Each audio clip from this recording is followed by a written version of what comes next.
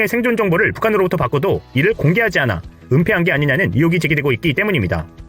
교도통신은 26일 북한이 2014년 납치 피해자인 다나카 미노루 씨와 가네다 다스미시 씨 등 2명의 생존 정보를 비공식적으로 일본 정부에 전달했지만 당시 일부 정부 고위 당국자가 두 사람 정보만으로는 국민 이해를 얻기 어렵다는 이유를 들어 공표하지 말도록 한 것으로 확인됐다고 보도했습니다.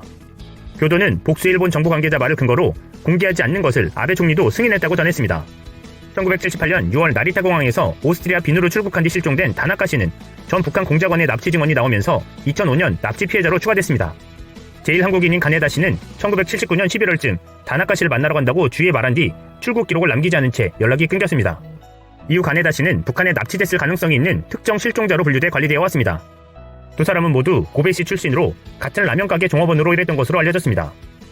교도통신은 납치 문제 해결을 가장 중요한 정책 과제로 내세우는 아베 정부가 5년여 동안 납치 피해자 관련 정보를 입수하고도 공개하지 않기로 한 판단의 적절성을 놓고 의문이 제기되고 있다고 전했습니다. 이어 2002년 북일 정상회담에서 당시 김정일 국방위원장이 북한의 납치 사실을 인정한 뒤 피해자 5명이 귀국하고 그 후로는 진전이 없었다라며 피해자 가족과 많은 일본 국민이 납치 문제 해결의 향방을 주시해야 했던 만큼 관련 정보를 공개했어야 했다고 지적했습니다.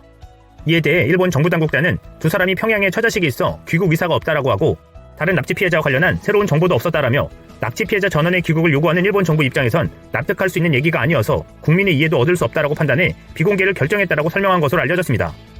스가 요시히데 관방장관은 비공개로 판단한 이유에 대한 교도통신의 질의에 향후 납치 피해자 문제 대응에 지장을 초래할 우려가 있기 때문에 구체적인 답변을 피하겠다라고 말했습니다.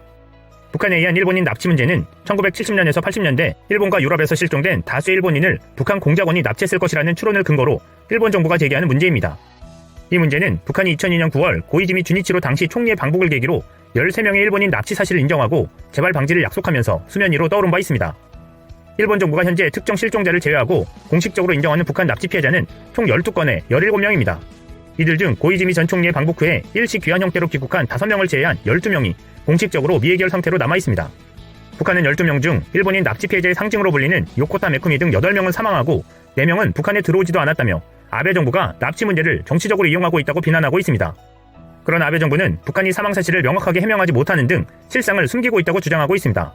교도통신은 일본 정부가 2014년 생존 정보를 입수한 다나카 씨는 북한이 입국하지 않았다고 주장한 4명 중에 1명이고 가네다 씨는 현재 878명인 특정 실종자에 포함되어 있었다고 전했습니다.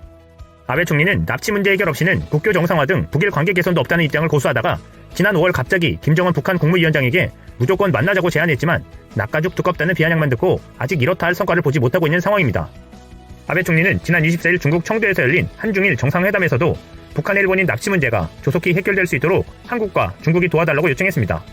그럼에도 아베 신조 총리가 북한에 의한 납치 피해자들의 생존 정보를 알고도 이를 공개하지 않기로 한 것에 대한 일본 국민들의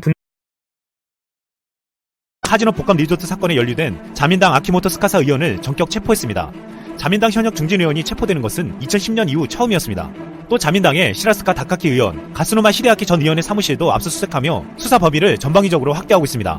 지금 이들이 문제가 되는 것은 한 중국 기업이 일본에 카지노가 있는 복합 리조트를 지을 때 뇌물을 받았다는 것입니다.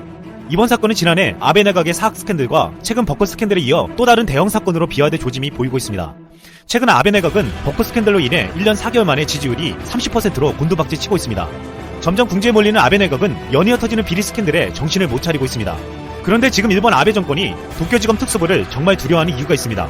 도쿄지검 특수부는 1948년 쇼와 전기 사건, 1968년 일본 통운 사건, 1976년 로키드 사건, 1988년 리크루트 사건 등 권력형 비리를 끝까지 철저히 수사해 단죄함으로써 일본 국민들로부터 큰 신뢰를 받아왔습니다. 2000년대 초반만 해도 국민 신뢰도 1위 기관이었고 기소한 사건의 유죄율은 99%에 달했습니다. 특히 도쿄지검 특수부는 최고 권력자인 총리까지도 구속하며 자리에서 물러나기도 했습니다. 도쿄지검 특수부는 1976년 미국 군수업체 로키드에서 뇌물을 받은 혐의로 다나카 가쿠에이 전 총리를 구속했습니다. 1989년에는 리크루트 주식이 시세 조작으로 일본 정부 고위 강요와 여권 실력자들에게 대량 제공된 사실이 알려졌습니다. 도쿄지검 특수부는 이 사건에 연루된 다케시타 노보루 총리의 자금 수수 사실을 밝혀내고 결국 총리 자리에서 물러나게 했습니다. 당시 유력 총리 후보였던 아베 총리의 부친인 아베 신타로 간사장도 연루된 사실이 밝혀졌고 자리에서 물러나며 부패 정치인이라는 꼬리표를 달았습니다. 결국 도쿄지검 특수부는 리크루트 사건을 철저하게 조사해 비리를 밝혀내며 정권 자체를 붕괴하게 만들었습니다. 그런데 일본 도쿄지검 특수부가 2000년대 들어서 힘을 잃기 시작했습니다. 특수부가 관료되면서 권력이 비대화되자 일본 법무성이 특수부의 힘을 줄이기 시작한 것입니다. 더 이상 정의감 넘치는 베테랑 검사들은 찾아보기 힘들었습니다. 2010년에는 오사카지검 특수부에서 증거 조작 사건이 밝혀지면서 검찰에 대한 신뢰는 땅으로 떨어졌습니다. 증거를 가지고 사건을 파헤쳤던 명성과 달리 시나리오를 설정해서 증거를 조작하는 집단이 되었다는 비판까지 받았습니다. 그러나 거의 붕괴 수준까지 갔던 도쿄지검 특수부는 2017년 모리모토 시로시가 특수부장에 취임하며 다시 살아나기 시작했습니다. 모리모토는 지난해 3월 신칸센 건설 담합 사건에서 대형 건설사 4개사를 독점금지법 위반 혐의로 기소했고 교육부 국장 부패 사건, 사법거래 의혹 수사, 카를로스 곤 닛산 자동차 전 회장을 체포하며 과거의 유용을 되찾아갔습니다. 그리고 이제 모리모토의 도쿄지검 특수부는 아베 내각을 향해 있습니다. 아베 내각은 최근 있던 스캔들뿐만 아니라 아베노믹스의 한계가 드러나고 있고 한일 갈등으로 입은 경제적 피해로 국민들의 원성을 듣고 있습니다. 언론이 통제되는 일본 사회에서 좀처럼 목소리를 내지 못하는 일본 국민들은 지금 도쿄지검 특수부의 수사를 주목하고 있습니다. 도쿄지검 특수부는 국회가 열리지 않는 연말을 노려 여당 중진의원을 체포하는 등 치밀한 계획을